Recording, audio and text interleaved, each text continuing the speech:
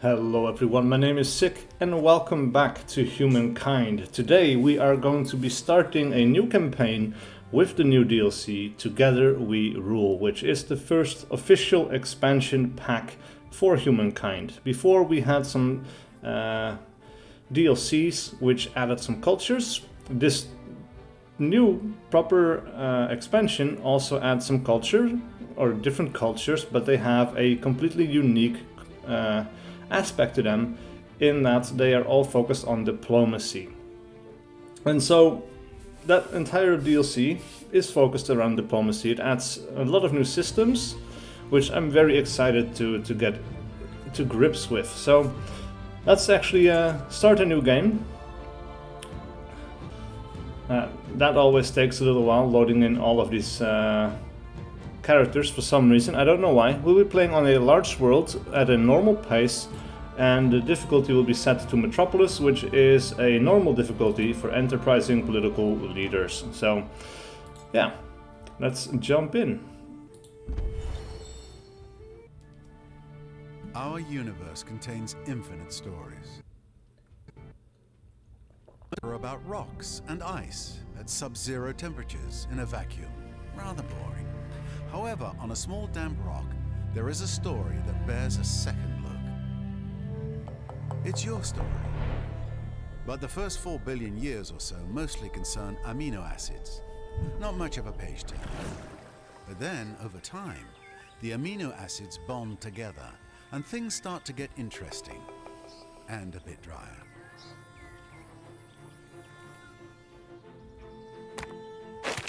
A certain subspecies of hominid discovers that you can do more with a sharp rock than annoy your little brother. Tools and weapons are invented. The hominids begin to cooperate. Fire becomes a servant rather than an unpredictable force of nature. They learn to tan the skins of animals for clothing. They learn ways to record and probably exaggerate their adventures. Eventually, these tribes learn to build shelters and immediately hold the first barbecue parties. This is the dawn of humankind. Struggle and cooperation have been rewarded. The Neolithic era draws to a close. The whole world beckons. This tribe has come far, but the rest of their story is your story. You are the one who will build them into a great civilization. How far will you push humankind? And that is the question. The race begins. A new world, a new history, untold possibilities. There is so much to see, to do, to learn, or, depending on one's preferences, to destroy. Now this is an interesting start. We have a lot of mountains over here. So one thing that I learned is that when we keep following the river, the chance for finding food is higher and that food is more valuable. So we want to stay on the rivers for as long as possible. Luckily, we have a lot of rivers over here, lots of choke points. This is a really interesting location, super defensible. I guess this is a dead end, so we'll be going back the way we came. And start going this way. It looks like this is the end of the river. Goes into a bay. Let's see, we should be able to reach that. And ooh, we find dye. And we find saffron, which provides +2 food per saffron on farmer's quarter. That is really, really strong. That's an area we definitely want to take. And dye, of course, +5 industry per dye. Also very, very nice. Now, one thing that players seem to have noticed is that it is a lot more difficult to deal. And healthy children. I see where this is going. It's a lot more difficult to deal with the independent people. They seem to be a lot stronger in this patch, so we need to pay them the proper respect. Now we find some horses over here, which is nice. We definitely want to have some of those as well. We should probably start heading that way though, but it's going to take some turns to actually to get to this. Maybe we can go for saffron later. I think horses initially are more strategically important, so that is what we're going to keep going for. Not a lot of food around actually. This is not a great start. We have some food over here. We'll have to go back and grab it. Plus 10, that gives us our second tribes person. That is great. We will split these up immediately, and then this person is going to start going in this direction. What is this? The stories in the stars. On cloudless nights, after the fires have dimmed to embers, many of the tribe raised their eyes to the heavens, mesmerized by the vast ocean of stars. Some have noticed recurring patterns among the brightest stars, and in these shapes they imagined the forms of heroes and beasts. Stories of their adventures, their victories and their defeats are flourishing. Myths can be born here, you realize, ones that have the power to shape the tribe. What themes will you encourage? So we can go for nature. We will get plus 20 food on the hunting party, which will give us another tribe, so we can speed up exploration. We could go for destiny, which will give us plus 20 influence, which we can use to start claiming territories, which is really nice. Or violence. The myths will nurture ideas of aggression and bloodshed. We will get plus 1 combat strength for 10 turns, which is great for hunting, but we haven't really seen any animals. So nature or destiny are the ways to go here. Yeah. I think it's important to start grabbing land. So we'll go with destiny for now. Let's have a look. 12 and 8, that is actually a decent start. It will only cost us 5. Influence, so we will go ahead and do that. We have the territory of Terabellum. That will give us access to horses, which is great. Ooh, we have a scientific or a discovery. You could learn what killed them. We get some science, we get some influence from that. That is really nice. And then we'll go back towards the high ground, I think. That should be quite important. We'll also grab this one over here. An ancient encampment, 2 science plus 5 influence. That will allow us to grab another territory, which, yeah, we can grab this territory, right? This is super defensible, which is very nice. These are also really good yields. And it will give us access to dyes over here. You will go ahead and move there. Get the territory of Kras. And then this group can move on and get towards Saffron. And hopefully grab that for ourselves as well. Ooh, and we have over here, we've got some marble. Plus 1 industry per workers per marble. Ooh, that's pretty decent as well. It should be a pretty strong start. Unfortunately, it is not in our territory. We'll grab this discovery for another 5 influence and 2 science. We could go up here. This is this whole other territory. This is also, like, this is the super defensible start. We could actually go ahead and grab that, I think. That would not be bad. And oh, we have unknown strategic resources here as well. Both of these in the same province. We will definitely grab this territory. Definitely. Alright, we'll go ahead and move this way. We have 10 influence left. We'll start exploring this area a little bit more. See if we can find a decent spot to grab. Ooh, we need 60 though, that is a lot. A first outpost means a first step into a new territory and a new extension of your empire's power. Oh dear. Also, a new vulnerability. Yeah. We'll go start hunting some deer. We need era stars to progress after all, so we will do an instant resolution here because that should be pretty easy. Not a difficult fight. They'll have to heal up a little bit. And we have an, oh, I got a mammoth over here. We get some gold. Plus 2% money per gold and plus 4 stability per gold. It's not the worst, I guess, but gold and this in the same territory, that is nice. Now, we have the seed of an idea. Yesterday the tribe came across a vast tract of wild grain, the stalks swaying in the breeze like the wind playing over golden waters. The ground down grain could feed the tribe twice over, but one of the tribal elders had another idea. Instead of pounding the seeds into flour, she suggests planting half of them so the grasses may return next summer. It is a curious idea, at odds with the nomadic life, but perhaps a harbinger of the future. What should you do? We can plant it and we will get minus 25% on domestication research, which will allow us to get the horses. Or grind it and we will get plus 2 food on city or outpost. We're going to plant it because it is nice to get the horses up and running as quickly as possible. Right.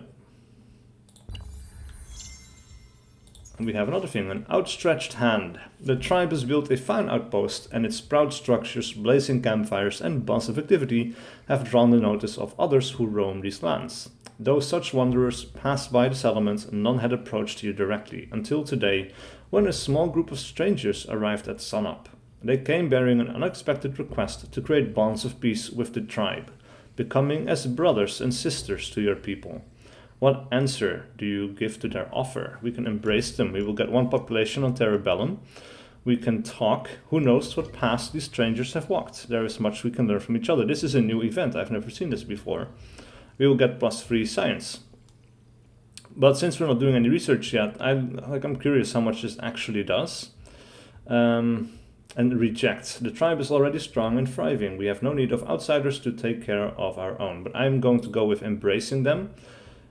Oh, +2 influence per population, but we don't really even have a population yet, I think. No, look at that. Next turn we will have one population, but this would actually not do anything for one turn, so that's already one lost. Though at the same time, this is a lot of influence that we will get, you know, and we can grab some more territories. But I think population will help with giving us a strong start. So that is what we are going to continue to do. We have another unknown resource over here. This territory is becoming more and more interesting. This way. But I definitely wish we had some more food to grab. Like, we killed the deer, we got some food from that. We do have a bear over here, which we need to be wary of. These guys can move over here and grab another discovery. If we get 10 discoveries, we will actually get a legacy trait, which would mean extra food per farmer quarter.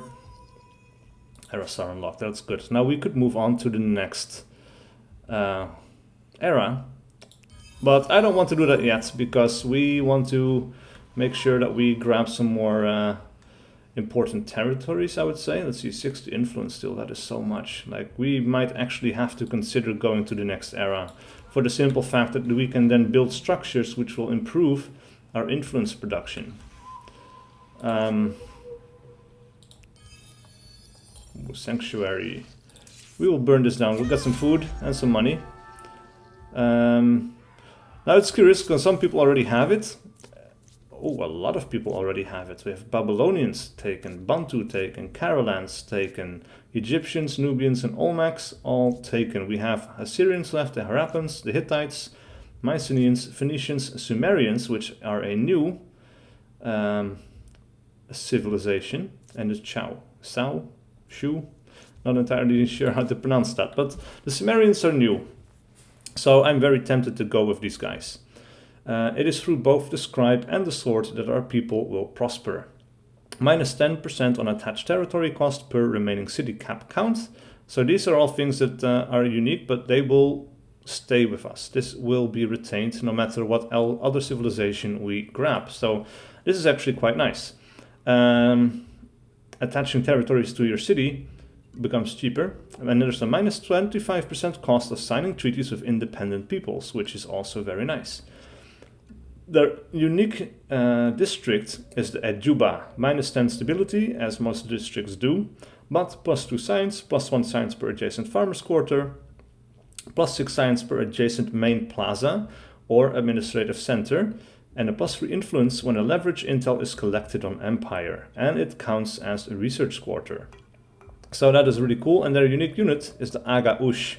Battle-hardened from frequent warfare, these professional soldiers are an elite fighting squad well-versed in military strategy. They have a strength of 20, they can move 4 tiles. I don't remember what that other symbol is.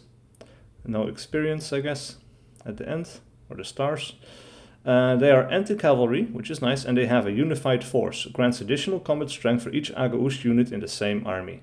But we require bronze working technology. But oh man, I kind of want to, because so many, okay, there are 10 civilizations, right? And 3 are ready to advance. 4 have already advanced. Do we want to wait until we get a knowledge star? I think we do. Remind me later. So we will end this turn. I'm really hoping that we can find... Yeah, there's one over here. They can go ahead and grab that. We get some more food. We get a knowledge star. This counts as multiple? Really? We just jumped a lot, actually. That's weird. But with that, we now have a tribe's legacy. So we will have that legacy trait. We can have makers, adds wattle and daub, legacy traits, +1 industry per population on city or outpost. It's really nice. We could have farmers, plant lore legacy traits. I think usually it's a bit easier to get more industry rather than food over time. And we do have lots of rivers though, so this might not be the worst of territories to generate food. Like, there's some decent yields over here, especially over here. Look at that, 6 food, 3 food. Not much over here though. Or we could do astronomy legacy trait, which is +1 science, which could really tie into the... You know what, let's try storytellers this time around. Because then we will grab the Sumerians, and that will really tie into the Eduba even more. So we should have a really good science boost early on. Let's confirm. Ransack has been successful, we know. See the sights, appreciate the local culture, and take anything that's not nailed down. Alright, so we can only go down over here, but we will go ahead and move in that direction. We have papyrus over here, with +3 science per papyrus on main plaza or administrative centers. That will be another nice territory to grab. We have a lot of interesting stuff, and we have another civilization over towards our north. So we need to make sure that we grab this territory. But for now, let's end the turn. Ah, the challenges of a young civilization. It's hard keeping up with the neighbors when they have the wheel and you don't. Humankind learns quickly that everyone contributes. If you're terrified of wild animals, you can grow lentils or catch fish. Tribes settle towns. Towns develop markets, and markets begin the exchange of goods, services, and most important, rumors and hearsay. Not just markets for the Sumerians, but also the scribes to keep track of their crops. Ah, administration. Alright, so we can turn one of our settlements or outposts into a city. Now Kras has 16 food, 9 industry, Terebellum has 10 food, 8 industry, so the first obvious choice to make a city is right here in Kras. It is not just a bunch of buildings. It is warmth, protection, and, praise the gods, a bit of privacy. Alright, so one thing that we should probably grab as soon as possible is Pottery Workshop, because it provides +4 influence on the main plaza, and that will allow us to spread out our territories a little bit more quickly. So we're going to go ahead and grab that. We're going to continue working on food for 3 turns. We will get then another population, which will start working on industry, which means we probably will get this sooner than the 5 turns indicated. We might do it in 4 turns, which is not a huge difference, I know, but it's still another turn. It's a little bit more efficient. Oh, we have a lot of jungle over here. That's pretty cool. And we'll start moving towards the river over here. We really want to settle this territory. We could attach it to Unuk over here as well. As a Terebellum, we would need another 160 influence to evolve this outpost into a city. And since we don't have the research finished yet, we cannot get the horses yet. But we do need to start research. This has been redesigned a little bit. I was looking for the information for a while, because I started a little test run yesterday. But we'll go ahead and grab domestication, because it also gives us animal barns, which is extra food per horses, which is quite useful. Though at the same time we have dye over here, +5 industry. We need an artisan's quarter to get it. Yeah. And this is attached to, well, domestication first, because it's quick to do. Let's end the turn right there. We'll move our armies wherever they can go. Oh, and this is kind of... we could get rid of that mammoth over here, but we would definitely need 2 units to be able to do it, which right now we don't have. We need 74 influence. It's going to take a couple of more turns, though we could actually go ahead and grab this discovery. We might get some more influence from that. And we get +8 influence per turn now. That is nice. They have a certain appeal, the Olmecs. Oh. Be careful that your people don't start liking the neighbors more than you. Alright, so they are moving in to grab this territory from us. That is not great. Let's see, they are hesitant. They are vindictive. Oh, that's interesting. We need to keep that in mind. They never forget what happened in the past. They are loyal. Their strength is their plus 50% money on vassals. And warlord plus 2 combat strength on emblematic units. Alright, and they have a bias of hipster. They favor ideological positions that are the least taken by other empires. So they might prove troublesome in the future. Now, our strength right now, I am a collectionist. I have my own custom character. I get plus 0.8 influence required, or wait, what? I guess less, you know, less 0.8 less influence required to unlock a cultural wonder, I suppose, and I am a crusader. That is weird. I did not choose this, I think. Add combat strength on units on territories influenced by other religions. Alright, weird. I don't remember. It's been a long time since I actually made this character. Alright, we'll move you over here. Do we want to attack them to make sure they don't grab this territory? Because they might actually have the influence to do it. They have 4 population over in San Lorenzo. So they're a little bit ahead, even though they have a bit less fame than I do. We could win this, because we could simply, you know, defend while they attack us, I suppose. I don't, yeah, let's just wait for 1 turn. Let's see what they do. Embassy available for construction. So, this is one of the new DLC things. We can now make an embassy. Following the development of diplomatic contacts with other empires, you can now create your embassy. This will give you access to new diplomatic actions, so get building. It's quite cool. Yeah, I really don't want them to grab this territory because it has an unknown resource, which might prove very important. We can get some extra money from this, which is not the best of things. Like, it's not for that we really need it. But the extra food per saffron on farmers' quarters is really nice, especially if we also manage to grab this territory right there. So I would value this territory quite highly. I think it might be worthwhile to do it. Do you view each other as friend or foe? It's time to unravel the diplomat's dilemma. Especially because they start on the low ground. Ah, crap, well. Alright, that's... I could defend, they could attack. I thought, you know, yeah, it makes sense that they were going to start on this. The UI indicated I could move over here, but that I should have doubted that a bit more harshly. But doesn't matter, we're on the high ground now. We get the advantage.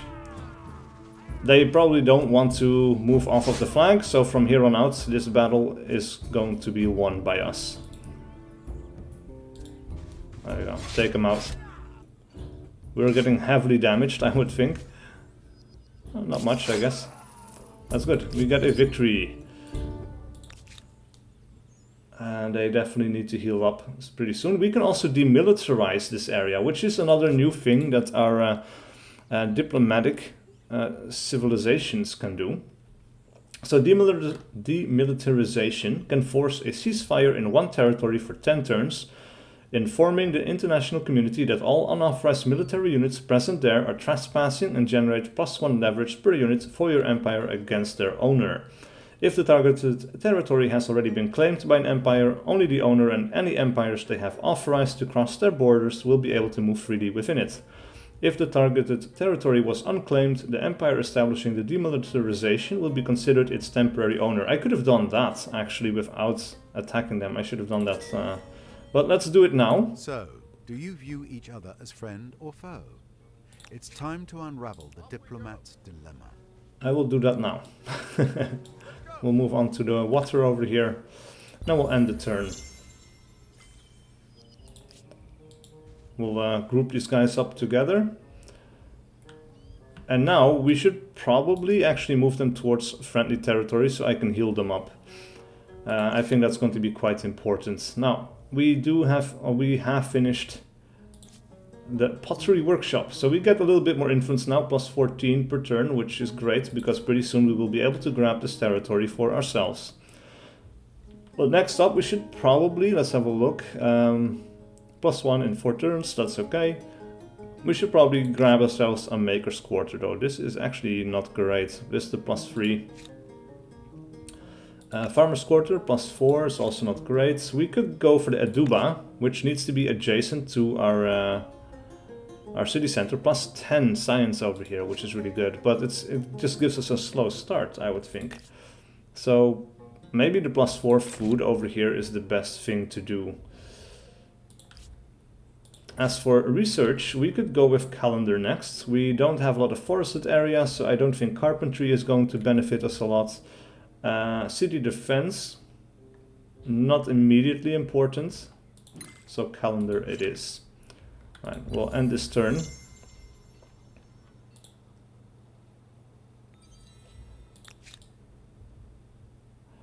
Alright, this will move us into our own territory so we can heal up the troops. I would say that's quite important. And that is going to be the end for this video because I've been playing for roughly half an hour by now, which is probably the most ideal length for these videos. Thank you so much for watching. Please do leave a like and a comment below if you enjoyed this content and wish to see more. And I will see you guys for whatever video I do next.